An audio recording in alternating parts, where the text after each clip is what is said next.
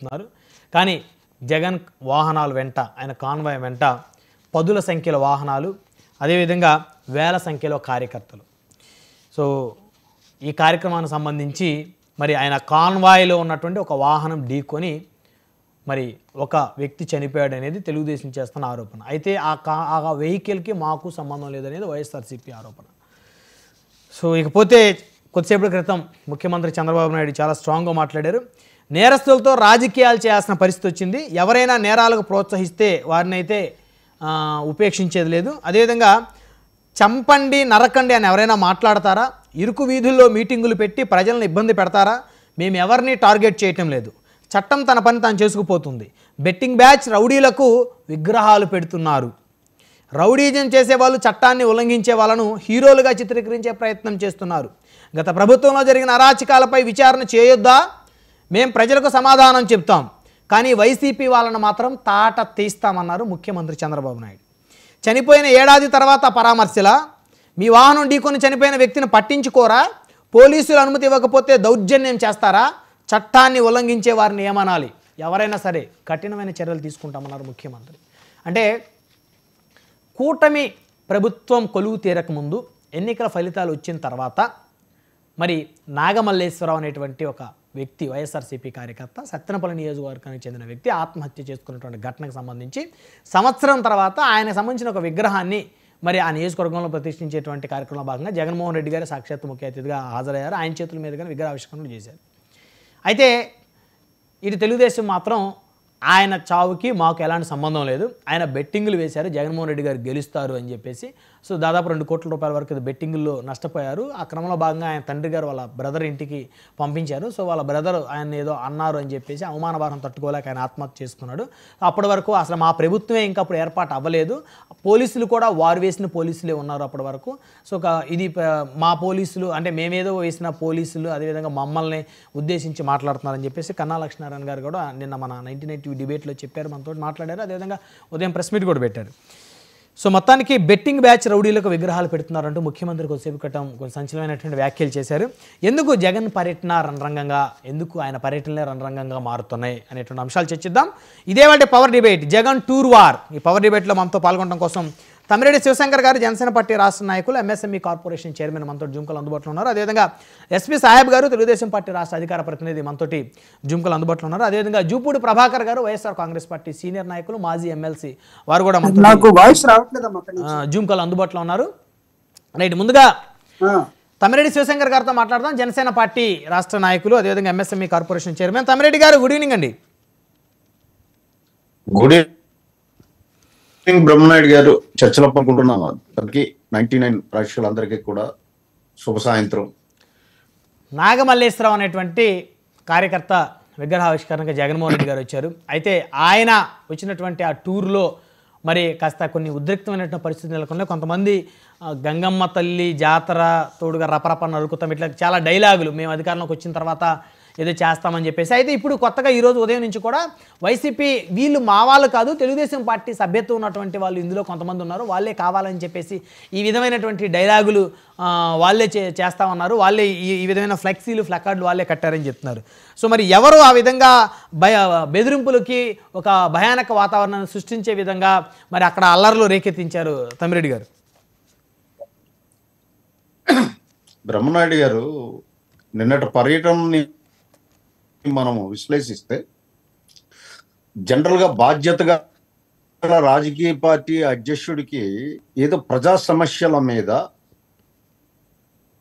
ప్రజా పాలన మీద, పాలసీల మీద ప్రభుత్వాన్ని నిలదీసే హక్కు ఉంటుంది. అలాగే ఒక మీటింగ్స్ కండక్ట్ చేసే హక్కు ఉంటుంది. దాన్ని మనం ఎవరూ కాదనలేము. ఎందుకంటే ఇది మన ప్రజాస్వామిక దేశం కాబట్టి, మన రాజ్యాంగం కల్పించిన హక్కు కాబట్టి.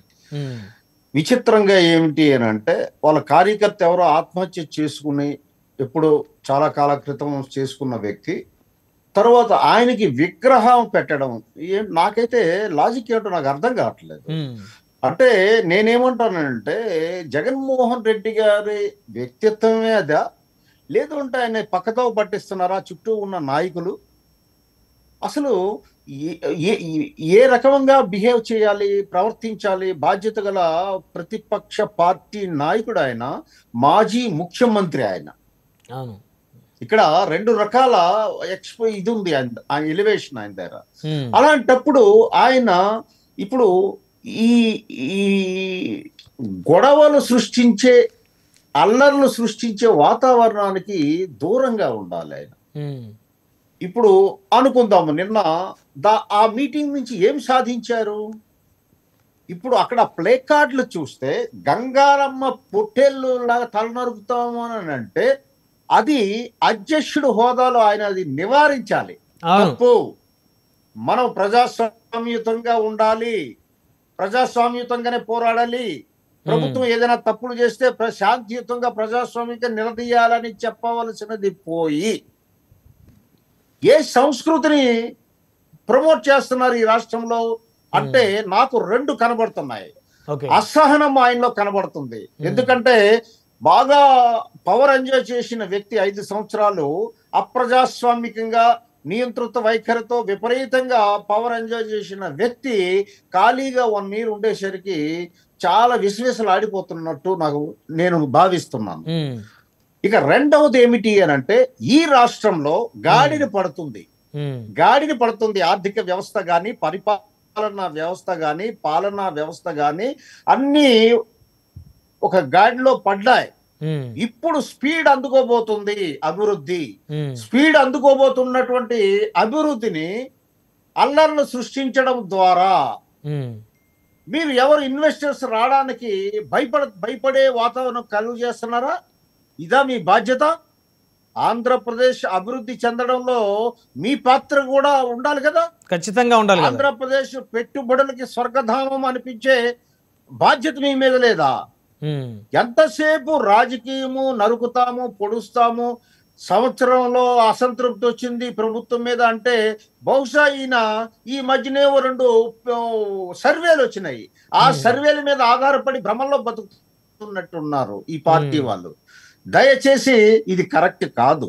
కరెక్ట్ ప్రజాస్వామ్యతంగా ఉండండి. మీరు లాస్ట్ టైం మీరు ఓడిపోతారని అనుకున్నారా? అనుకోలే. 30 సంవత్సరాలు నేనే ఉంటాను అనుకున్నారు. అవును. 175 వైనాట్ 175 అన్నారు. ఏమైంది? 11 దించారు ప్రజలు చాలా తెలివైన వాళ్ళు, విజ్ఞులు, వాళ్ళు గమనిస్తా ఉంటారు.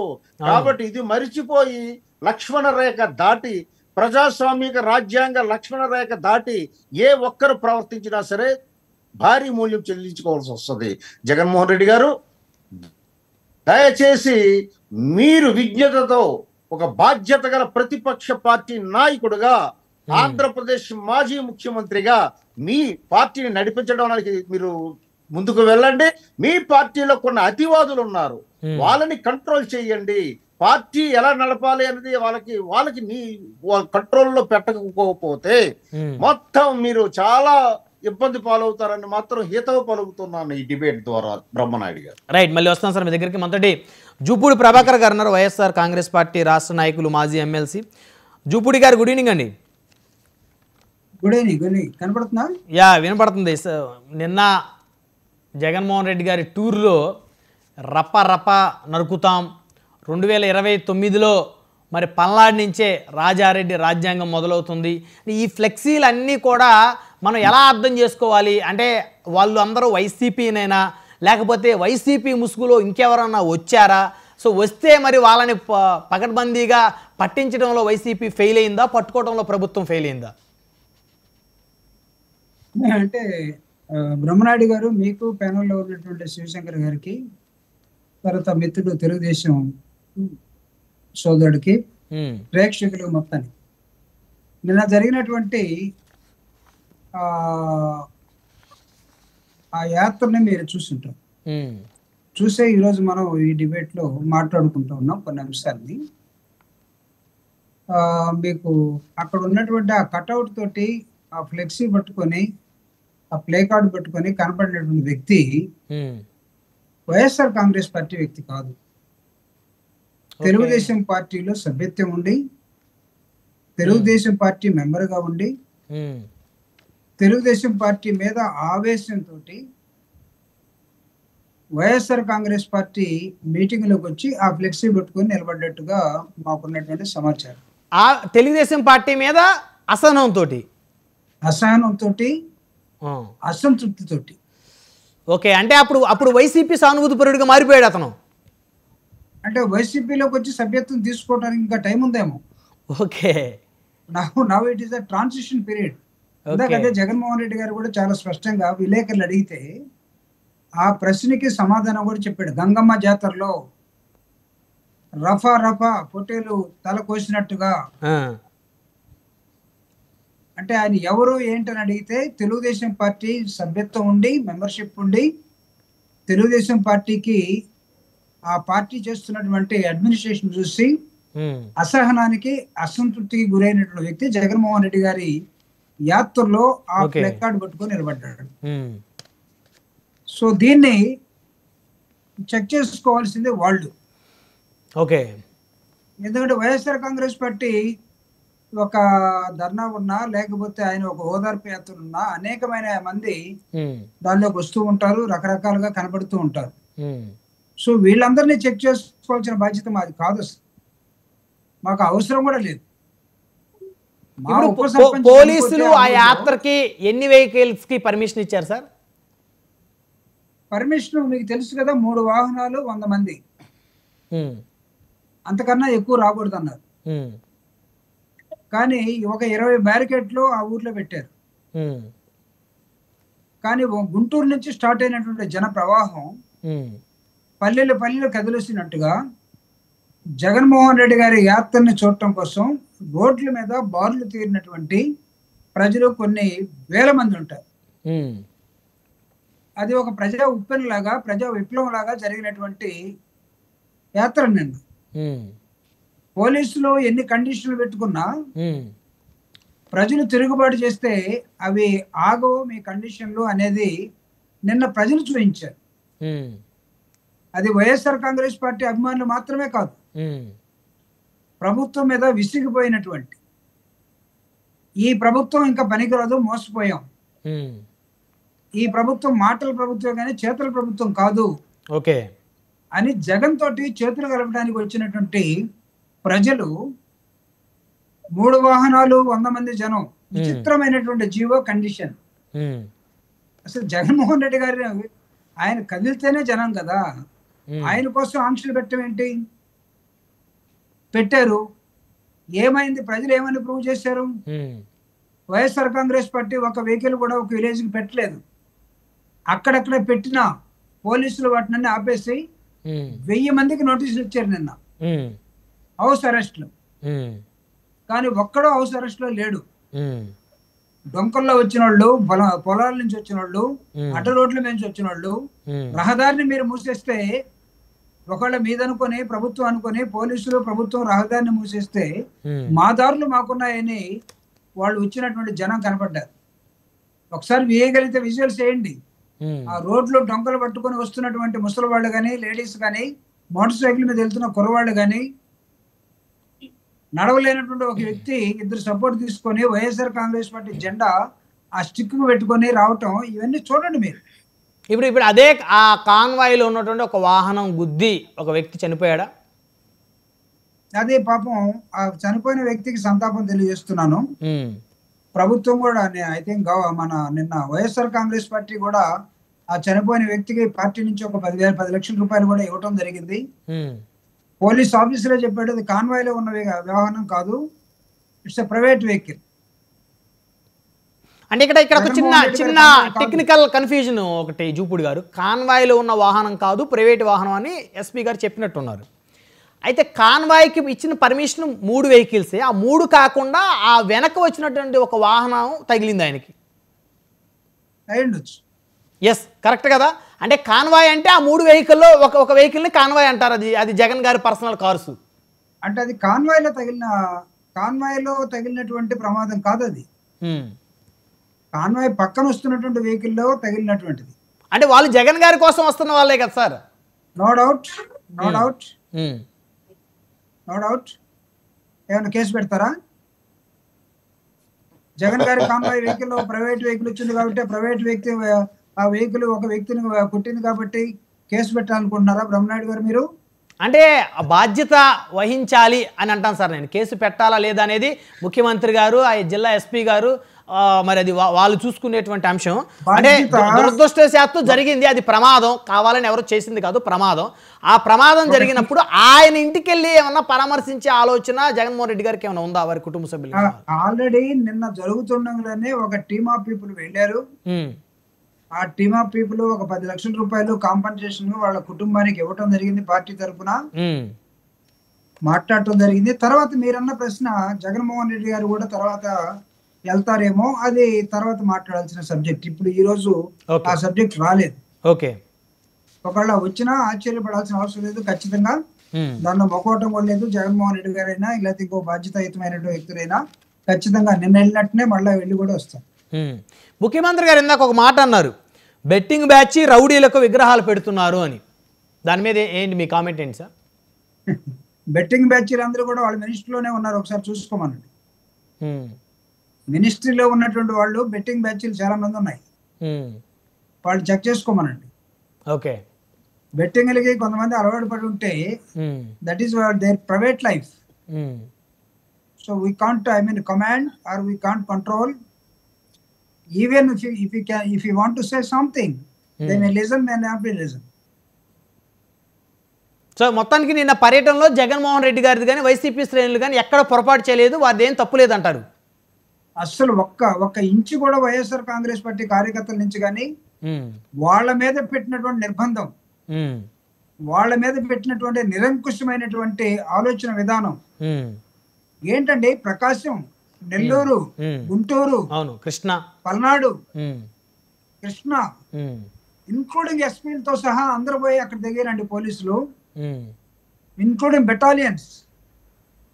నువ్వు 100 మందికే పర్మిషన్ ఇచ్చేవాడికి, 3 వెహికల్సే పర్మిషన్ ఇచ్చేవాడికి ఇంతమంది పోలీసులు ఎందుకు పెట్టావు? అంటే జనాలు వేళల్లో వస్తారని వారికి ఒక అవగాహన ఉంటుంది కదా సార్. సో బందోబస్తు కట్టుదిట్టంగా ఉండాలి, లేకపోతే ఏమైనా గొడవలు జరుగుతాయేమో, అల్లర్లు జరుగుతాయేమో, ఒకరికొకరు కొట్టుకుంటారేమో. ఎందుకంటే ఇప్పుడు ఆగ్రహావేశాలతో ఉన్నారు రాష్ట్రంలో అన్ని పార్టీల కార్యకర్తలు, వైసీపీ వర్సెస్ కూటమి. సో కాబట్టి మరి ఇప్పుడు రాకపోతే మళ్ళీ రేపు మీలాంటి పెద్దలే అంటారు కదా, మరి ఇంతమంది వస్తారని కూడా ఒక అంచనా ఉంది కదా. ఒక మాజీ ముఖ్యమంత్రి, బలమైన నేత, మరి ఈ వీళ్ళేనా పోలీసులు, వీళ్ళ వల్లే, వీరి యొక్క తప్పిదం వల్లే అని మీరే మాట్లాడతారు రేపు. అంటే మీరు you have been anticipated how many people they are going to follow Jagannamohan Reddy Yatra, and you know pretty well what is going to happen, but we have taken care enough. మేము ఎక్కడ గొడవలో పోకుండా మా లక్ష్యాన్ని చేరుకొని ఆ విగ్రహాన్ని open చేసి ఆ కుటుంబాన్ని ఓదార్చి పలకరించి వచ్చినటువంటి జనానికి మొత్తానికి నమస్కారం పెట్టి వందనాలు తెలియజేసి తిరిగి తన దారిలో తను జగన్మోహన్ రెడ్డి గారు ఎలాంటి గొడవలకి తావు లేకుండా వచ్చాడు. That is the respect he has given to the government. ఒక్క విషయం చెప్పండి జూపూడి గారు, ఇప్పుడు ఎవరైతే విగ్రహం ఓపెన్ చేశారు జగన్ గారు, నాగమల్లేశ్వర అనేటువంటి వైసీపీ కార్యకర్త, ఆయన చావుకి కూటమి ప్రభుత్వానికి ఏమైనా సంబంధం ఉందా? సార్ వాళ్ళ కథనం ప్రకారం ఏంటంటే ఆయన వైస్ సర్పంచ్. ఆ కుటుంబ కథనం ప్రకారం ఎలక్షన్ రిజల్ట్ కౌంట్ అయిన రోజే, కౌంటింగ్ జరుగుతున్న రోజే అతన్ని పోలీస్ స్టేషన్ పిలిపించారట. Because he is YSR Congress party vice sarpanch. వీళ్ళ నాన్నగారు సత్యనపల్లిలో కౌంటింగ్ లో ఉన్నాడు, ఈజ్ అంటే బూత్ కౌంటింగ్ మెంబర్ అనుకుంటా. ఇతను తీసుకెళ్లి పోలీస్ స్టేషన్ లో పెట్టారు. పోలీస్ స్టేషన్ లో పెడితే రిజల్ట్ వచ్చేసాయి. రిజల్ట్ వచ్చాయి కాబట్టి ఆ కుటుంబం చెప్పేది ఏంటంటే అక్కడున్న ఎస్ఐఓ సిఐఓ, నువ్వు ఈ ఊర్లో ఉంటే రిజల్ట్ వచ్చాయి, కూటమి గెలిచింది, నువ్వు ఒక వర్గానికి సంబంధించి ఈ ఊర్లో వైఎస్ఆర్ కాంగ్రెస్ పార్టీని మెడ మీద పెట్టుకొని, భుజం మీద పెట్టుకొని, తల మీద పెట్టుకొని మోస్తున్నావు, నీకు ఇది మంచిది కాదు, ఇక్కడ ఉంటే నీ మీద రౌడీ షీట్ ఓపెన్ చేస్తావు, కాబట్టి ఇమీడియట్ గా ఈ ఊరు వదిలేసి పొమ్మన్నారట. అతను గత్యంతరం లేక గుంటూరులో వాళ్ళ సోదరుడు ఉంటే అక్కడికి వెళ్ళాడు. తెల్లారి ఉదయాన్నే క్రాప్ చేయించుకొని వస్తానని వాళ్ళ ఇంటి నుంచి బయలుదేరాడట. తర్వాత ఏమైందో ఏమో పురుగుల మంది తాగాడని చెప్తున్నారు. సో ఊరి నుంచి వెళ్ళిపోవడానికి కారణం ఎవరు? పోలీస్ స్టేషన్ లో ఉన్న వ్యక్తిని రౌడీ షీట్ పెడతామని చెప్పింది ఎవరు? ప్రభుత్వం కాదా? పారిపోయినట్టు చేసింది ప్రభుత్వం కాదా? చనిపోయిన దానికి బాధ్యత ప్రభుత్వం వహించదా? వహించకపోగా ఆ కుటుంబాన్ని వాళ్ళ నాన్న వెంకటేశ్వరరావు గారు చెప్పిన మాటల్లో మీరు చెప్పాలంటే మీ దగ్గర రికార్డు ఉంటే వేయండి. మా కొడుకు జోదగాడు, మా కొడుకు బెట్టింగ్లు పెట్టాడు, వాటి వల్ల నష్టపోయి ఆత్మహత్య చేసుకున్నాడు అంటున్నారు. జగన్మోహన్ రెడ్డి గారు మా ఊరికి వస్తారని మా కోసం ప్రామిస్ చేశాడు కాబట్టి నేను ఇప్పుడు దాకా నోరు విప్పలేదు. రేపటి నుంచి నా కొడుకు జోదగాడని ఎవడైనా సరే నిరూపించగలిగితే నిరూపించండి, మీరు ఒక అమ్మ ఒక అబ్బకు పుడితే అని వెంకటేశ్వరరావు గారు, చనిపోయిన నాగమల్లేశ్వరరావు గారు తండ్రి అన్నాడు. ఓకే ఓకే, దాని అర్థం ఏంటండి? రైట్, నిరూపించాల్సిన బాధ్యత మరి ఆయన సవాల్ చేసినప్పుడు స్థానికంగా ఉన్నటువంటి ఈ ప్రభుత్వానికి సంబంధించిన నాయకుల మీద, వారి మీద ఖచ్చితంగా ఉంటుంది. ఆయన అన్నారు అని మీరు చెప్తున్నారు కాబట్టి మళ్ళీ వస్తారు మీ దగ్గరికి. మనతోటి తెలుగుదేశం పార్టీ నుంచి అధికార ప్రతినిధి సాహిబ్ గారు ఉన్నారు, ఎస్పీ సాహిబ్ గారు వద్ద మాట్లాడదాం. సాహిబ్ గారు గుడ్ ఈవినింగ్ అండి. Good evening sir. సో అయితే ఇప్పుడు జూపూడి గారు చెప్పిన దాన్ని బట్టి అయితే ఎవరైతే చనిపోయిన నాగమల్లేశ్వర గారు వాళ్ళ ఫాదరు నా కొడుకు జోదగాడు అని చెప్పి నిరూపించిన ఆయన సవాల్ విసిరాడు అంటే మరి కాదని అర్థం చేసుకోవాలి. నిన్న మీరు కూడా ఉన్నారు డిస్కషన్లో. సత్యపల్లి ఎమ్మెల్యే కన్నా లక్ష్మీనారాయణ గారు మనతోటి లైవ్లో మాట్లాడారు. సో ఆయన చెప్పిన ఎపిసోడ్ ఏంటంటే ఆయన నాగమల్లేశ్వరరావు గారు బెట్టింగ్లు వేసి నష్టపోయారు, అప్పులు వాళ్ళందరూ కూడా వచ్చి ఆయన ఇంటి మీద పడ్డారు. సో దానికి ప్రభుత్వానికి పార్టీలకి సంబంధం లేదు. అప్పుడు వరకు అసలు నేను కూడా అక్కడ నాది ఎలాంటి పాత్ర కూడా లేదు. మాకు పోలీసులు కూడా వాళ్ళు గతంలో ఉన్న ఎమ్మెల్యే అంటే అప్పుడు కన్నా ఈ అంబటి రాంబాబు గారు ఉన్నారు కాబట్టి వాళ్ళు వేస్తున్న పోలీసులే ఉన్నారు. పోలీస్ స్టేషన్కి వెళ్ళి నాగమల్లేశ్వరరావు గారు దర్జాగా కాల్ మీద కాల్ వేసుకుని కూర్చుంటే టీడీపీ కార్యకర్తలు కింద కూర్చున్నారు. ఈ ఎపిసోడ్ అంతా కూడా నాకు తెలుసు, కావాలంటే మీరు కూడా ఎంక్వైరీ చేసుకోవచ్చు, నేను లైవ్లో చెప్పారు. అయితే ఇప్పుడు జూపూడి గారు మాత్రం అతను బెట్టింగ్ జోదగాడు కాదు, ఇది ప్రభుత్వం సంబంధించిన వాళ్ళు ఎవరో వచ్చి ఇప్పుడు ఆయన ఎన్నికలు అయిపోయిన తర్వాత బెదిరించారు, దాంతో ఆయన ఊరు వెళ్ళిపోయాడని చెప్పి చెప్తున్నారు. మరి ఈ ఎపిసోడ్ ఎటువైపు దారి తీయబోతుంది సార్? బ్రహ్మనాయుడు గారు, అందరికి ప్యానెల్లో ఉండేటువంటి పెద్దలకు, 99 వీక్షకులందరికీ కూడా నమస్కారాలండి. దూపుడి ప్రభాకర్ గారు చెప్పేది ఎలా ఉందంటే 1000 ఎలుకలను తిన్న పిల్లి కాశీ యాత్ర చేసినట్టుందండి. 1000 ఎలుకలను తిన్న పిల్లి కాశీ యాత్రకి వెళ్ళిందంట.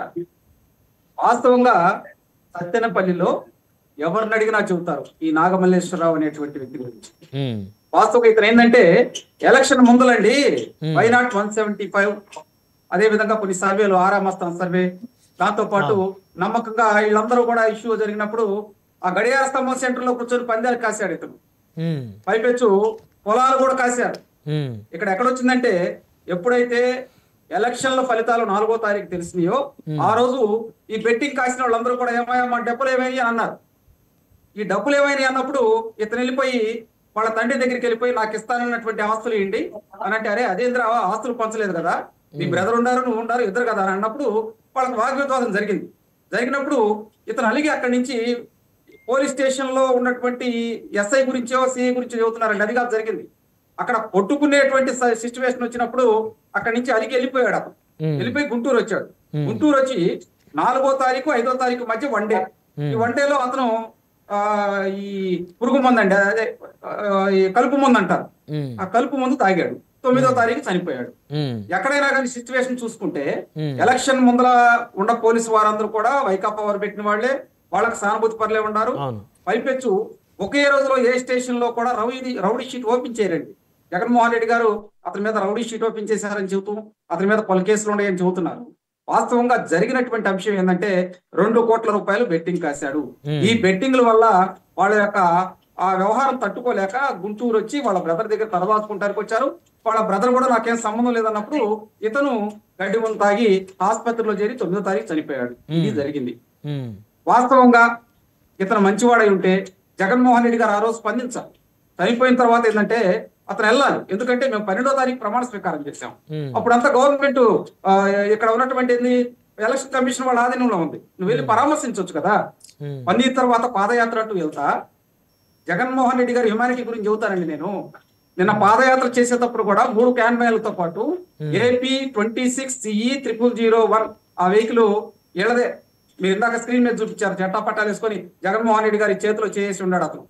మీరు ఇందాక స్క్రీన్ మీద చూపించారండి అతను. మరి మాకు సంబంధం లేదంటారండి. నీ సిగ్గుగా మాట్లాడితే ఎలా?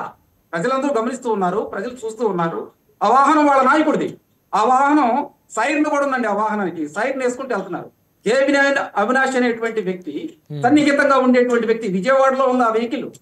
ఆ ఫోటోలు కూడా కొన్ని బయటకు వచ్చినాయి. మేమేమంటామంటే ఆ వాహనం గుద్దుకొని చనిపోయిన తర్వాత కనీసం జగన్మోహన్ రెడ్డి గారు అరే ఒక వ్యక్తి చనిపోయాడని దిగటం గాని, ఆ దిగి ఆ వ్యక్తిని పంపించడం, హాస్పిటల్కి పంపించాలనేటువంటి ఇంకిత జ్ఞానం ఉండదండి. ఒక మాజీ ముఖ్యమంత్రి, ప్రజాప్రతినిధి, ఆయనకు అవకాశం ఉండదా? ఏమీ పట్టించుకోనట్టు, ఏమీ తెలియనట్టు ముందరికి వెళ్ళిపోయారు. అక్కడ ఎక్కడ జరిగింది? గుంటూరు ప్రతిపాడు కాన్స్టిట్యున్సీలోకి వచ్చిందండి. ఏటుకూరు బైపాస్ రోడ్ లో అక్కడ ఆంజనేయ స్వామి విగ్రహం దగ్గర జరిగింది. పోలీసులు వచ్చి, పెట్రోలింగ్ పోలీసులు వచ్చి ఉట్టిన అతన్ని హాస్పిటల్ తీసుకొని వెళ్ళారు. అప్పటికే చనిపోయాడు. పైపెచ్చు ఇతనికి ఎవ్వరూ తెలియదు అన్నట్టు వాళ్ళు బిహేవ్ చేశారు. జగన్మోహన్ రెడ్డి గారు మరి సత్యనపల్లి వెళ్ళారు, వెంటపల్లి వెళ్ళారు. అక్కడ ప్రెస్ మీట్ పెట్టి కులాల మధ్య మళ్ళీ అక్కడ కూడా కమ్మ కులం వాళ్ళు మా పార్టీలో ఉండకూడదా, వాళ్ళ మీద మీరు చర్యలు తీసుకుంటారా, వాళ్ళ మీద మీకు ముఖ్యమైంది. అదేవిధంగా వల్లభనేని వంశీ ఏం పాపం చేశాడు, ఏం పాపం చేశాడో తెలుసు అందరికి. ఏం పాపం చేయకుండా జైల్లో అన్ని రోజులు ఎలా ఉంటారండి రిమాండ్ లో? ఆయన మీద 11 కేసులు ఉన్నాయండి. అదే జగన్మోహన్ రెడ్డి గారు చెప్పారు, కేసులు ఉన్నప్పుడు అరెస్ట్ చేస్తారు. దీంతో పాటు అలా తలసిల రఘురాం మీద 3 కేసులు. తలసిల రఘురాం మీద 3 కేసులు ఎందుకు పెట్టారు తెలుసు కదా మీకు? ఆ పడవ ఇన్సిడెంట్ ఇవన్నీ చేసింది అతనే కదా.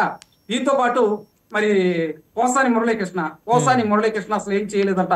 సుభాషిత రత్నాలు చెప్పాడంటండి, ప్రవచనాలు చెప్పాడంట. ఆయన మీద రాష్ట్ర వ్యాప్తంగా ఎవరైతే వారి మనోభావాలు దెబ్బతిని వారందరూ రాష్ట్ర వ్యాప్తంగా ఆయన మీద కేసులు పెట్టారు. మరి దానికి సమాధానం చెప్పండి. ఇప్పుడు నేనేమంటానంటే అవన్నీ ఓపెన్ గా జరిగినాయి, సోషల్ మీడియాలో వచ్చి. తర్వాత ఆయన ఏదో చెప్పినట్టున్నారు రిమాండ్ రిపోర్ట్ లో కూడా, నన్ను తిట్టమన్నారు, నాకు స్క్రిప్ట్ వచ్చేది, ఆ స్క్రిప్ట్ వస్తేనే తిట్టానని. నేను అనేది అదే.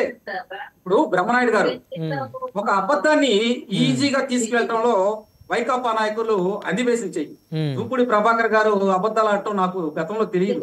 ఆయన వైకాపా పార్టీలోకి వెళ్ళిన తర్వాతనే ఈ విధంగా మాట్లాడుతూ ఉన్నారు. మా దగ్గర ఉన్నప్పుడు చాలా గౌరవంగా ఉండేదండి.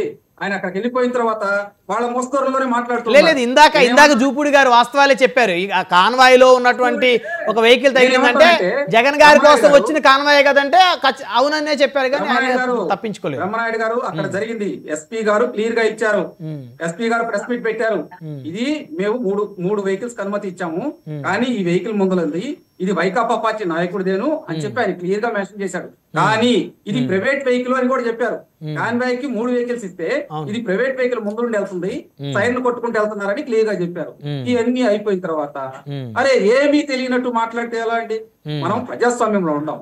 నిన్న వాళ్ళు ప్లగ్ కార్డులు పెట్టుకున్న కాడ అక్కడికి కూడా వస్తాయి. ఇప్పుడు ఏదో మా కార్యకర్త అని అంటున్నారు. కాదండి, మేము 1 కోటి పైగా సభ్యత్వ కార్డులు చేసినప్పుడు తెలివిగా మరి వైకాపా పార్టీ వాళ్ళు మా పార్టీలోకి వచ్చి సభ్యత్వ కార్డులు తీసుకొని లోకల్లో ఏదైనా ఇష్యూ అయింది అనుకోండి, ఇదిగోన్నా నేను పార్టీ మారిపోయిన సభ్యత్వ కార్డు ఉందని చూపిస్తారు.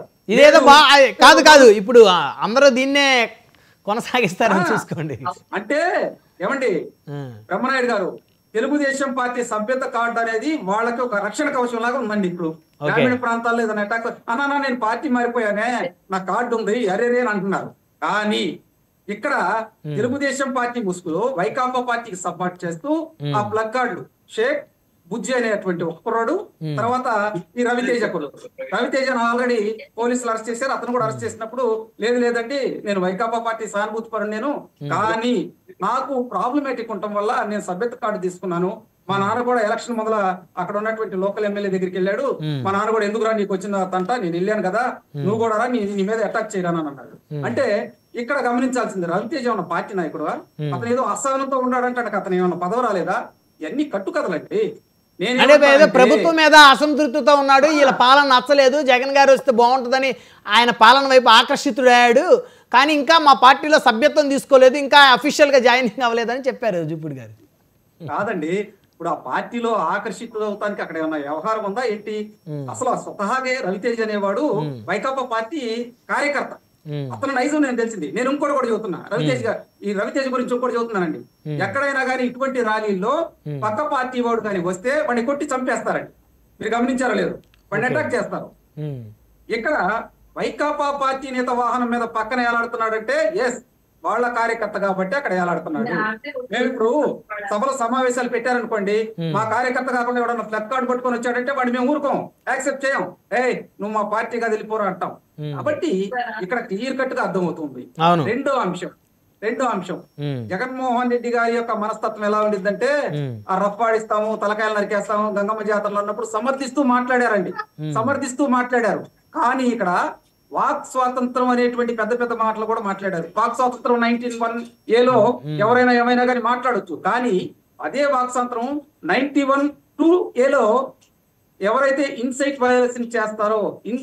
వయోలెన్స్ చేస్తారో ఖచ్చితంగా వాళ్ళ మీద ఐపీఎస్ సెక్షన్ల ప్రకారం, యాక్టుల ప్రకారం చర్యలు తీసుకోవచ్చు. కానీ ఇక్కడ నేను ఏమంటానంటే, బ్రహ్మనాయుడు గారు ఒక అబద్ధాన్ని పదే పదే ప్రజల్లోకి తీసుకెళ్లిపోయి, ఒక పక్కనేమో శాంతి భద్రతలు లేవు, పోలీసులు మా దగ్గరికి రాలేదంటారు. ఇప్పుడు ఏళ్ల నాయకులు ఏమని చెబుతున్నారు, ఇక్కడ 100 మంది పోలీసులు వచ్చారండి, మూడు జిల్లాల ఎస్పీలు కూడా ఏడే ఉన్నారు. బ్రహ్మనాయుడు గారు, నేను ఇంకోటి కూడా చెబుతా. అంబటి రాంబాబు గారు వాళ్ళ సోదరుడు ఇద్దరు కూడా ఆయన మీద అటాక్ చేయబోయారు, డిఎస్పీ మీద. పైపెచ్చు అక్కడ ఉన్నటువంటి డిఎస్పీ నాగేశ్వరరావు అనేటువంటి వ్యక్తి మతోన్మాది అని చెప్పి నిన్న జగన్మోహన్ రెడ్డి గారు అన్నారు. పైపెచ్చు నేను సినిమా చూపిస్తా కొంతమంది పోలీసు వాళ్ళకంటే ఏం మాట్లాడాయి అంటే, జగన్మోహన్ రెడ్డి అనేటువంటి వ్యక్తి బాధితయుతమైనటువంటి ఒక మాజీ ముఖ్యమంత్రి, జగన్మోహన్ రెడ్డి గారు ఒక ప్రజాప్రతినిధి అని మర్చిపోయి ఆ విధంగా మాట్లాడుతూ రెచ్చగొట్టే ధోరణి వల్ల ప్రజాస్వామ్యంలో ఇటువంటి వ్యాఖ్యల్ని తీవ్రంగా ఖండించాలి. రైట్, ఖచ్చితంగా వన్ బై వన్ కంక్లూజన్ తీసుకుందాం. ఖండించాలి. తమ్మిరెడ్డి శివశంకర్ గారు, రెచ్చగొట్టే ధోరణి అండి, అన్ని కూడా రెచ్చగొట్టే ధోరణి. ఇక్కడ నేను కంక్లూడ్ చేస్తానండి బ్రహ్మనాయుడు గారు, పోలీసుల మీద ఏదో ఒకటి అంటే వాళ్ళు ఏమీ మాట్లాడలేరు కాబట్టి వాళ్ళ మీద ఇష్టం వచ్చినట్టు మాట్లాడుతూ, అరే వీళ్ళు రౌడీయిజం చేస్తూ ఉన్నారు. దానివల్ల ఏమైంది, స్థానికంగా ఉన్నటువంటి కార్యకర్తలు, సెకండ్ కేడర్ నాయకులు రేపటి నుంచి అదే పందాలో ఉంటారు. కాబట్టి శాంతి భద్రతలు లోపించి ఈ రాష్ట్రంలో అయ్యని చెప్పడానికి ఇది ఒక సాగ్గా చూపించి ప్రజాస్వామ్యాన్ని కూనిచ్చేద్దాం అనుకుంటున్నారు. కానీ ప్రజాస్వామ్యంలో వాస్తవంగా ఇటువంటి వాటికి సరే. ఇప్పుడు ఇందాకేదో రవితేజ అనే ఒక అతను పక్కన పెడితే మిగతా చాలా మంది ఉన్నారు. రాజారెడ్డి గారి ఫోటో పెట్టుకుని ఒకళ్ళు, అబ్బాయి రెడ్డి, సిద్ధార్థ రెడ్డి ఫోటో, అంటే ఏంటి వాళ్ళ ఫోటోలు చూస్తే ఎవరు భయపడతారా ఏంటి పబ్లిక్? నాకు అదే అర్థం కాలేదు. ఖచ్చితంగా ఇక్కడ ఏంటంటే అది కరెక్ట్ గా ఇప్పుడు రాజారెడ్డి అనేటువంటి ఆయన కూడా కత్తి పట్టాడు, కత్తికే బలయ్యాడు కదా ఆయన ఫ్యాక్షన్ కి. సో మనం అది ఆదర్శంగా తీసుకోకూడదు కదా. బ్రహ్మనాయుడు గారు ఇక్కడ ఏంటంటే రెచ్చగొట్టే ధోరణులు అండి, అవును. కానీ పార్టీలకు అతీతంగా ఖండించాలి సార్. మళ్ళీ వస్తాను సాహిబ్ గారు, సమయం తక్కువ ఉంది. తమ్మిరెడ్డి శివశంకర్ గారి దగ్గర కంక్లూజన్ తీసుకుందాం 1 by 1. శివశంకర్ గారు, ఇందాక మన జూపూడి గారు చెప్పారు, ఆ కార్యకర్త తెలుగుదేశం మీద కాస్త అసంతృప్తితోటి బయటకు వచ్చాడు. సో వచ్చి వైసీపీ సానుభూతి పరుడుగా మరి మారాడు అనేటువంటి ఒక యాంగిల్. సో దాన్ని మీరు యాక్సెప్ట్ చేస్తారా? అది కరెక్ట్ కాదండి. ఆ వాదన వితండ వాదన. ఎందుకు అంటే ఇప్పుడు డిఫెన్స్ కి తావు లేక ఆ రకమైన అఫెన్స్ లోకి వెళ్ళడం అంటారు. ఇప్పుడు జగన్మోహన్ రెడ్డి గారి పర్యటనలో అటువంటి ప్లే కార్డు పెట్టాడు ఒక కార్యకర్త అంటే, సరే జగన్మోహన్ రెడ్డి గారి దృష్టిలో పడకపోవచ్చు ఆ ప్లే కార్డు. అక్కడ ఉన్న నాయకులు మందలించి ఏందా ఇలాంటి పనులన్నీ చేస్తున్నారా అని కోప్పడవలసింది పోయి మళ్ళీ సమర్థించుకోవడం కరెక్ట్ కాదు. ఆ ప్లకార్డులు లాగేయాలి, అసలు లాగేసి పడేయాలి. ఇది జగన్ గారికి అవమానం, ఇది ఆయన పేరు ప్రతిష్టలు మంట కలిసిపోతాయి ఇలాంటివి పెట్టుకుంటే అని ఎవరో ఒకరు వారించాల్సింది. అది వారించడం పోయి రివర్స్ ఇంజనీరింగ్ చేస్తున్నారు. దీన్ని డిఫెన్స్ లో జూపూడి గారు డిఫెన్స్ లో పనిచేశారు కాబట్టి ఈ పదానికి అర్థం బాగా తెలుస్తుంది. రివర్స్ ఇంజనీరింగ్ చేసి దాన్ని మళ్ళీ తెలుగుదేశం మీద ఎలా వాడాలా అని, ఎందుకంటే ఇన్ని అనవసరం. నేనంటాను ఏమిటి అని అంటే, డెమోక్రటిక్ సెటప్ అండి మంది. ఈ డెమోక్రసీలో ఈ టైప్ ఆఫ్ వింత పోకడలు కరెక్ట్ కాదు. ఇప్పటికైనా జూపూడి గారు లాంటి మేము విద్యులు, మంచి నాయకులు, సామాజిక స్పృహ ఉన్నటువంటి వ్యక్తులు ఆ పార్టీకి సలహా ఇవ్వాలి. అసలు ఎందుకు ఇలా జరుగుతుంది, పార్టీ సమూలంగా రీఆర్గనైజ్ ఎలా చేయాలి, సో ఈ రకమైన వింత శక్తులు ఎందుకు పార్టీలోకి వస్తున్నాయి, ఎవరో రాజారెడ్డి బొమ్మలు పెట్టడము, ఇవి ఇప్పుడు రాజారెడ్డి గారు ఎవరు ఇప్పుడు రాజకీయాల్లో లేరు కదా, లేరు. ఆయన సర్పంచ్ గా పనిచేశారు. ఆయన బొమ్మలు తేవడం ఇది దేనికి సంకేతం? రాజారెడ్డి గారిది అంటే సరే, ఆయన రాజశేఖర రెడ్డి గారు వాళ్ళ ఫాదర్, ఆయన పెద్ద ఫ్యాక్షనిస్ట్ అనేటువంటి ముద్ర ఉంది, తెచ్చారు అనుకుందాం. బైరెడ్డి సిద్ధార్థ రెడ్డి గారు బొమ్మ ఎందుకు పెట్టారు సార్, నాకు అర్థం అవ్వలేదు. బ్రహ్మనాయుడు గారు వినండి ప్లీజ్. రాజశేఖర రెడ్డి గారు వేరు, ఆయన కాంగ్రెస్ ప్రభుత్వంలో ముఖ్యమంత్రిగా పనిచేశారు, మహానేత. ఉమ్, ఇప్పుడు ఆయన గురించి కూడా ఇప్పుడు ఆయన్ని క్లెయిమ్ చేయడానికి కూడా ఈయనకి అర్హత లేదు, ఉమ్, ఎందుకంటే అది కాంగ్రెస్ పార్టీది. అవును. ఉమ్, మళ్ళీ ఆ గ్రంథ చౌర్యం ఎందుకు, అది వద్దు. ఇప్పుడు మనం 171 నుంచి 11కి ఎలాగొచ్చాం, ఉమ్, అది విశ్లేషణ జరిగిందా ఈ పార్టీలో? 151 ఏం జరిగింది? వైనాట్ 175 నుంచి 11కి ఎలాగొచ్చాం? ఉమ్, ఇది చేసుకోవడం మానేసి ఉమ్, ఈ రకమైనటువంటి అల్లర్లు, గొడవలతో, హింసా ప్రవృత్తితో మేము ఇంకా నేను వచ్చాక పోలీసులు తాట తీస్తాను, తడాక తీస్తానని ఒక బాధ్యత గల రాజకీయ నాయకులు మాట్లాడే మాటలా అవును, అది భాష? తప్పు. ఉమ్, పోనీ మీకు అడ్మినిస్ట్రేషన్ లో టచ్ లేదా? మీరు ముఖ్యమంత్రిగా చేశారు, ఉమ్, పోనీ అడ్మినిస్ట్రేషన్ లో టచ్ లేకుండా కొత్తగా పార్టీ పెట్టిన వాళ్ళు ఎవరైనా వాళ్ళు కూడా మాట్లాడలేదు. తమిళనాడులో ఈ మధ్య 2 పార్టీలు లాస్ట్ ఎలక్షన్స్ లో పెట్టినా వాళ్ళు కూడా ఈ రకంగా మాట్లాడలేదు. ఉమ్, మీరు ముఖ్యమంత్రిగా చేసి మీరు ఆ మాటలు మాట్లాడితే బ్యూరోక్రసీ మీద, పోలీస్ వ్యవస్థ మీద ఆ రకమైనటువంటి విషయం చెబితే దేనికి సంకేతాలు ఇవి? ఈ ప్రజాస్వామ్యంలో మీరు భాగస్వాములు కాదా? మీ స్వామ్యం, మీ యొక్క స్వామ్యాన్ని ఇక్కడ ప్రవేశపెడతారా? అది కుదరదండి. ఈక్వాలిటీ బిఫోర్ లా మన రాజ్యాంగం హక్కు, అది ఈక్వాలిటీ బిఫోర్ లా. చట్టం ముందు అందరూ సమానమే, మీరు కాదు ఎవరైనా సరే, చట్టం తన పని తాను చేసుకుపోతుంది. ఈ రకమైనటువంటి వింతపోగడలు అరికట్టకపోతే ఆంధ్రప్రదేశ్ అధోగతి పాలవుతుందండి. ఖచ్చితంగా కూటమి ప్రభుత్వం వెనకం చేసే ప్రసక్తి లేదు, దీన్ని ఛాలెంజ్ గా తీసుకుంటది. ఇలాంటి విత్తవాదనలతోని, హింసా ప్రవృత్తితోని, బెదిరింపులతోని, రౌడీజం తోటి రాజకీయం చేస్తామంటే ఇక్కడ nobody sitting with folded fingers. I'm telling you that party leaders ఎవరు ఇక్కడ చేతులు ముడుచుకొని కూర్చేది లేదు.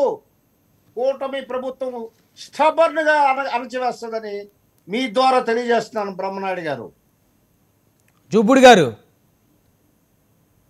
ఇష్టానుసారంగా వ్యవహరిస్తే, హింసని ప్రేరేపిస్తే, ఈ విధమైన ప్లకార్డులు పట్టుకొని హడావిడి చేస్తే ఎవరు చేతులు ముడుచుకొని కూర్చోము అని చెప్పేసి తమ్మిరెడ్డి గారు వార్నింగ్ ఇస్తా ఉన్నారు అలాంటి వ్యక్తులకి.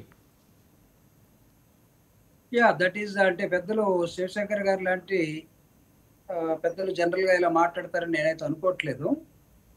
కానీ సమాధానం ఏంటంటే, జగన్మోహన్ రెడ్డి గారు రైతు దగ్గరికి వెళ్ళినా, పొగాకు రైతుల దగ్గరికి వెళ్ళినా, లేకపోతే 3rd డిగ్రీ దళితుల మీద ఉపయోగిస్తే పోలీసులు తెనాలి దగ్గరికి వెళ్ళినా, రాప్తాడులో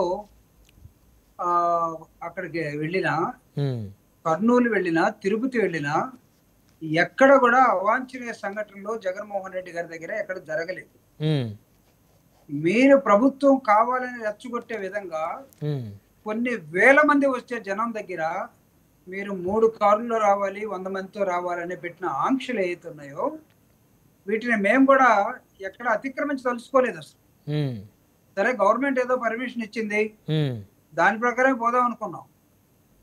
కానీ మధ్యలో ప్రజలు తమంతట తాము కూటమి ప్రభుత్వం మీద ఉన్నటువంటి వ్యతిరేకతని, జగన్మోహన్ రెడ్డి గారి మీద ఉన్నటువంటి ప్రేమని, అభిమానాన్ని, గతంలో మా ద్వారా పొరపాటు జరిగింది, మేము ఎన్నుకోబడినటువంటి వ్యక్తుల్ని ఎన్నుకున్నాం, తిరిగి వాళ్ళకి మేము బుద్ధి చెప్పాలంటే మాకు ఇంతకన్నా అవకాశం లేదు, మళ్ళా ఎలక్షన్ వచ్చేంత వరకు ఆగాలి, కానీ మా నిరసనని మీ నిరసనతోటి గొంతు కలుపుతాం అని వచ్చే జనాలు ఎక్కడ కూడా గందరగోళం చేయడానికి రావట్లేదు. ఇందాక నేను ఒక మాట చెప్పాను, మీరు కొన్ని వేల మందిని పోలీసులను పెట్టారే అంటే కొన్ని లక్షల మంది జనం ఆటోమేటిక్ గా కదులుతారని మీకు మెసేజ్ ఉండబట్టే కదా. ఖచ్చితంగా ఉంటుంది కదా సార్, ఎందుకంటే మాజీ సీఎం వచ్చినప్పుడు ఎంతమంది వస్తారు ఆ మాత్రం ఇంటెలిజెన్సీ క్యాలిక్యులేట్ చేయలేకుండా ఉండే పరిస్థితి లేదు కదా. ఉన్నప్పుడు మీరు 3 వెహికల్స్ 100 మందిని ఎలా పెడతారండి కండిషన్ ప్రజాస్వామ్యంలో? ఎలా పెడతారు అసలు? మీకు ప్రజలు 3 ఏంటో తెలియట్లేదా? The mood of the day of the people totally rejecting the present కూటమి గవర్నమెంట్. ఏది 1 ఇయర్కే అయిపోయింది. 1 ఇయర్కి ఏంటి, 3 నెలల క్రితమే అయిపోయింది. 9 నెలలకి అయిపోయింది మీ లెక్కలో. ఇప్పుడు వాళ్ళు ఏంటంటే పాపం ఇంకా ఏమి మమ్మల్ని ఎవరేం చేయలేరు కదా, ప్రభుత్వం మాదే, ఇంకో 4 సంవత్సరాల దాకా ఎన్నికలు రావు అనే దాని మీద నింపాదిగా ఉండి మాట్లాడటమే కానీ ఫీల్డ్ లోకి వచ్చి చూసినప్పుడు totally rejected by the people this government. అందుకే నేను ఒక మాట, ఆ కూటమిలో మిగతా నాయకులు ఎక్కడికి వెళ్ళారండి? ఎవరు కనపట్టలేదు ఈ మధ్య. ఎవరు సార్ మిగతా నాయకులు అంటే? కూటమిలో ఎవరెవరు ఉండాలి? చంద్రబాబు గారు, లోకేష్ గారు, పవన్ కళ్యాణ్ గారు, పురంధేశ్వర్ గారు, వీళ్ళు మెయిన్ కదా. ఎక్కడున్నారు వీళ్ళందరూ? ఇప్పుడు పురంధరేశ్వర్ గారు ఎక్కడున్నారు? పాపం ఇంత జరుగుతున్నా, దళితుల మీద దాడులు జరిగిన ఒక చిన్న ఆడపిల్లని, ట్రైబల్ పిల్లని అనంతపూర్ లో మీరు రేప్ చేసి చంపేసిన, నిన్నగాక మొన్న కుప్పంలో ఒక లేడీని తెలుగుదేశం పార్టీ కార్యకర్తలే చెట్టుకు కట్టేసి అప్పు ఇవ్వలేదని చేసిన, ప్రశ్నిస్తానని వచ్చినటువంటి మా నాయకుడు ఎక్కడున్నారండి? కూటమిలో గవర్నమెంట్ లో మాత్రం మాట్లాడకూడదా? శివశంకర్ గారు వాస్తవానికి నైతిక హక్కు లేదండి. వాస్తవాన్ని మాట్లాడతారు శివశంకర్ గారు. ఇప్పుడు మీరు చెప్పిన అన్ని కూడా ఎవరు రెస్పాండ్ అవ్వలేదంటారా? ఇప్పుడు మీరు చెప్పిన ఎపిసోడ్ లో ప్రభుత్వం రెస్పాండ్ అవ్వలేదు బాధ్యతగా. వీటన్నిటిలో కూటమిలో ఉన్నటువంటి పవన్ కళ్యాణ్ గారు ఎక్కడున్నారు? పురంధరేశ్వర్ గారు ఎక్కడున్నారు? తండ్రి కొడుకులే కదా పరిపాలించడం. ఇప్పుడు అంటే అలా ఎలా అనుకుంటాం సార్? ఇప్పుడు ముఖ్యమంత్రిగా చంద్రబాబు గారు ఉన్నారు కాబట్టి ఆయన బాధ్యతాయుతంగా ఆయన ఎవరైతే ఇందాక మీరు చెప్పారు కుప్పంలో ఒక మహిళని చెట్టు కట్టేసి అన్యాయంగా కొట్టిన ఘటనలో ఆయన రెస్పాండ్ అయ్యారు. వాళ్ళందరినీ కూడా అరెస్ట్ చేసి అటెంప్ట్ టు మర్డర్ కేసు పెట్టారు వారి మీద. ఆ మహిళకి ముగ్గురు పిల్లలు అంట వారిని ప్రభుత్వమే చదివిస్తుందని చెప్పేసి ముఖ్యమంత్రి గారు చెప్పారు. వారికి ఒక 5 లక్షల రూపాయలు వారికి నష్టపరిహారం కింద లేకపోతే ఏదో ఒక బాధ్యతాయుతంగా ప్రకటించారు అని. మరి ఇవన్నీ కూడా చేసి కూడా చెప్పాలి కదా సార్ మీలాంటి పెద్దలు. సార్ బ్రహ్మనాయుడు గారు ఇంగ్లీష్ లో ఒక చిన్న ప్రావర్బ్ ఉంది. I think even our brother Shivashankar గారు అండ్ కో బ్రదర్ ఆయన కూడా అర్థం చేసుకుంటారు. You don't try to measure everything in terms of money. మేమేదో ఆ డబ్బులు ఇచ్చాం వాడికి ఉద్యోగం ఇస్తాం ఇవి కాదండి. అసలు నీ నియోజకవర్గంలో నీ కార్యకర్త ఒక కుటుంబంలో ఉన్నటువంటి ఒక ఆడ మనిషిని, ఒక మహిళను తీసుకొచ్చి సిగ్గుచేటు కదా ఫస్ట్ ఆఫ్ ఆల్. ఇది ప్రపంచంలో ఎక్కడ జరుగుద్దా? జరిగిన బయటకు వస్తాయా? సభ్య సమాజంలో పట్టబొగలే ఊళ్ళో చెట్టుకు లేడీని కట్టేసి మీరు చేసే ప్రయోగం ఏంటండి? అది నిజంగా చాలా దురదృష్టం జూపుడి గారు. అదే అలాంటి చూసినప్పుడు ఔరంగజేబు కాలంలో ఇలా జరిగిందా అని అనిపిస్తుంది. అది నిజంగా దాన్ని ఖచ్చితంగా అలాంటి అనైతికత చర్యల్ని మనం ఖండించాలి. అయితే వాళ్ళ మీద ప్రభుత్వం యాక్షన్ తీసుకుంది, వాళ్ళందరినీ కూడా అరెస్ట్ చేసింది కాబట్టి మరి అది కూడా, ఎందుకంటే మరి చంద్రబాబు నాయుడు గారికి చెప్పి వాళ్ళు ఏం చెయ్యరు కదా అనేది కూడా మనం ఒక యాంగిల్ ఆలోచించాలి. అది జనరల్ స్టేట్మెంట్ అండి. ముఖ్యమంత్రి గారు చెప్పి ఎవరు చేయరు, గవర్నర్ చెప్పి ఎవరు చేయరు, ప్రధానమంత్రి చెప్పి ఎవరు చేయరు. But you are the responsible person wherein ఇలాంటి నియోజకవర్గంలోనే జరుగుతా ఉంటే మిగతా చోట జరగవని నువ్వు ఎందుకు అనుకుంటావు? Okay, right. సమయం తక్కువ ఉంది, జూపుడి గారు కంక్లూజన్ ఇవ్వండి. ఈ రోజు నేను అడుగుతున్నా, ఈ రోజు అమరావతి రాజధానికి గుంటూరు ఎంత దూరం అండి? అంతా రెండు కలిసిపోయినాయి కదా దగ్గర గుంటూరు విజయవాడ. గుంటూరులో 3 ఎస్సీ పిల్లల్ని 3rd డిగ్రీ రోడ్డు మీద పెట్టి పోలీసులు పెడితే what type of action you have been taken so far? SC commission member వచ్చి మాట్లాడినా ఈ రోజు దిక్కులేదు అక్కడ. ఏంటా ధైర్యం? అవును, కొంతమంది ముద్దాయిలుగా చేర్చారు మీరు చెప్పినట్టు ఎస్సీ కమిషన్. ఏం లేదు ఇంతవరకు. కుప్పంలో జరిగితే యాక్షన్ తీసుకున్నారన్న సంతోషం. నీ పక్కన జరిగిన గుంటూరులో నీ ఇంటి పక్కన జరిగిన దాని మీద ఏం యాక్షన్ ఉంది? రైట్, దాని మీద సాహిబ్ గారిని అడుగుదాం. సాహిబ్ గారు రెస్పాండ్ అవ్వండి. జూపుడి ప్రభాకర్ గారు మాట్లాడేది ఎలా ఉందంటే, కాదండి పులివెందుల్లో నేను నిన్న కూడా చెప్పా, వెంకాయమ్మ అని ఒక మహిళ మీద అత్యాచారం జరిగితే ఆమెను చంపేశారండి. పులివెందులో చంపేశారు. ముఖ్యమంత్రి గారు ఆ రోజు ఉన్నటువంటి ముఖ్యమంత్రి గారి ఇంటికి కోతవేత దూరంలో ఆ మహిళను చంపేస్తే వాళ్ళు కేసు పెడతానికి పోలీస్ స్టేషన్ కి వస్తే వాళ్ళ మీద దాష్టికం చేశారే, గొప్పగా మాట్లాడుతున్నారు. ఆ రోజు 2019లో అండి జగన్మోహన్ రెడ్డి గారు అధికారంలోకి వచ్చిన తర్వాత ఖచ్చితంగా 2 నెలల్లో మీకు పల్నాడులో 6 సంవత్సరాల మైనారిటీ బాలిక మీద అత్యాచారం జరిగితే 15 రోజులైనా పట్టించుకోలే ఎవరు. 15 రోజులు మీకు తెలుసా? అదే అక్కడ గ్రామంలో ఆ రెడ్డి వర్గం కుర్రోడు అని చెప్పి అతని వయసును తప్పేపించి అతను ప్రొటెక్ట్ చేశారు. వీళ్ళందరూ కలిసి అక్కడ వాళ్ళందరూ ప్రొటెక్ట్ చేశారండి. దానికి మేము పోరాడాము. అయాల పోరాడితే అతను అరెస్ట్ చేసి ఆ పిల్ల కుటుంబానికి ఏదో 2 ఎకరాల పొలం 5 లక్షల రూపాయల డబ్బులు అన్నారు. ఆ 2 ఎకరాల పొలమే ఇయ్యలేదు, 5 లక్షల రూపాయల కాంపెన్సేషన్ పే చేశారు. ఆ రోజు ఉన్నటువంటి గౌరవ ఆ రోజు ఉన్నటువంటి హోమ్ మినిస్టర్ గారు గుంటూరులోనే ఉంటారు, ఆయనకి అసలు తీరిక లేదు పరామర్శించడానికి కూడా. దీంతో పాటు నేను చెబుతున్నా, పర్చూరు దగ్గర అండి ఒక గ్రామంలో ఒక బీసీ మహిళను వివస్త్రం చేసి మరి ఆ మీద వైకాపా పార్టీ నేతలు అటాక్ చేశారు. దాని మీద కేసు పెడతానికి కూడా ఆ మహిళా కుటుంబ సభ్యులు వెళ్తే ఆ పోలీస్ స్టేషన్ లో కేసు తీసుకుపోతే ఆ మహిళ ఆత్మహత్య చేసుకుందండి. 2 పిల్లలు అన్యాయం అయిపోయారు, చిన్న చిన్న పిల్లలు. తర్వాత నేను ఇటువంటి కోకలలు మరి ఏదో హ్యుమానిటీ గురించి చెబుతున్నారు కదా, ఆ రోజు ఉన్నటువంటి జగన్మోహన్ రెడ్డి గారి ఇంటికి ఎదురు ఒక 100 కుటుంబాలు ఉండే ఆ కట్ట మీద రేత్రికి ఆ ఇల్లు మొత్తం తొలగించేశారండి. మరి అప్పుడేమైంది హ్యుమానిటీ? అప్పుడేమైందండి? గగ్గోలు పెట్టారు వాళ్ళు పాపం, వాళ్ళకి ఇళ్ల చోట్ల కూడా ఇలా. దాని తర్వాత మరి ముఖ్యంగా ఆ రోజు ఉన్నటువంటి జగన్మోహన్ రెడ్డి గారికి కోతవేడి దూరంలో గంజాయి పెంచి ఒక ప్రేమ జంట మీద దాడి చేసి అన్యాయంగా అమ్మాయిని చంపేస్తే ఎక్కడ పట్టుకున్నారండి ఆ రోజు? నేను ఇటువంటి బొందలు చెప్పగలను. కానీ ఇప్పుడు జగన్మోహన్ రెడ్డి గారు బయటకు వచ్చేసి ఉన్నది లేనట్టు లేనిది ఉన్నట్టు ఆయన ఏదో శ్రీకృష్ణదేవరాయ లాగా పరిపాలించినట్టు చెబితే ఎట్లా అండి? కాదండి. గతం ఇప్పుడు ఒక సిస్టమేటిక్ పరిపాలన ఉంటుందండి. కూటమి ప్రభుత్వం అధికారంలోకి వచ్చిన తర్వాత ఎక్కడైనా సంఘటనలు జరిగితే అదే రోజు మేము పోలీసులు పంపిస్తున్నాం, కట్టడి చేస్తున్నాం, వాళ్ళ మీద చర్యలు తీసుకుంటున్నాం. ఇప్పుడు కుప్పం విషయంలో కూడా అదే, అక్కడ ఎవరైతే ఆ మహిళ మీద అటాక్ చేశారో అతను వైకాపా పార్టీ లీడర్ అండి, అతను అరెస్ట్ చేశాం మేము.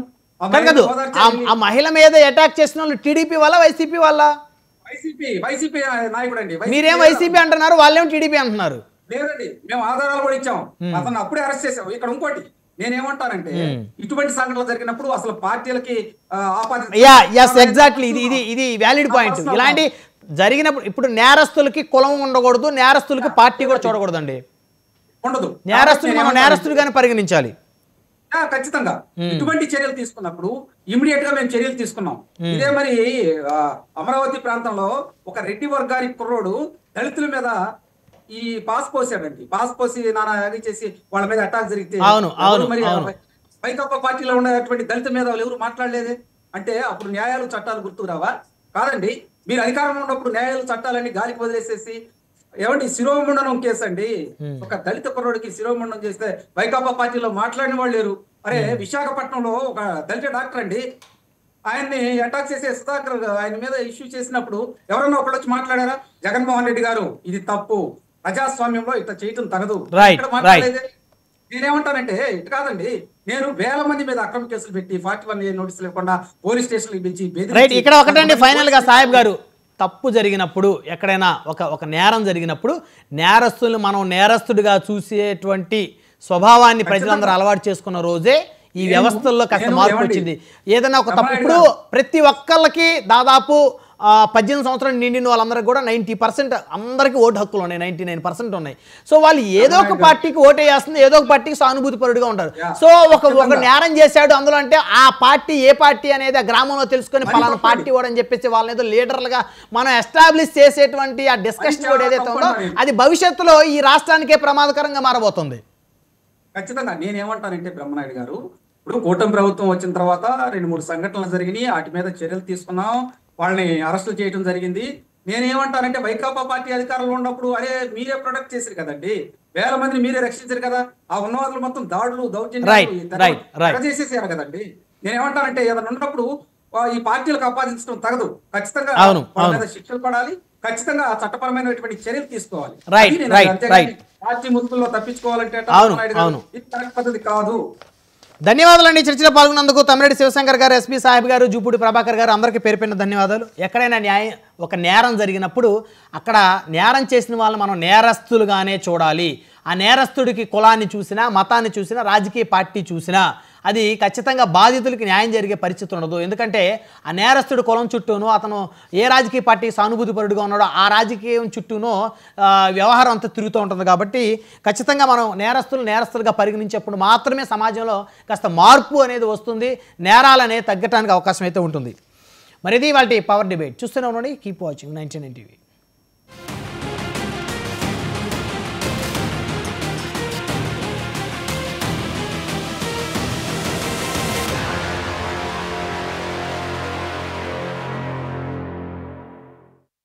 Cafe Niloufer supreme tea powder సమర్పించు మెగా 70 పద్మ విభూషణ్ చిరంజీవి 70వ పుట్టినరోజు సందర్భంగా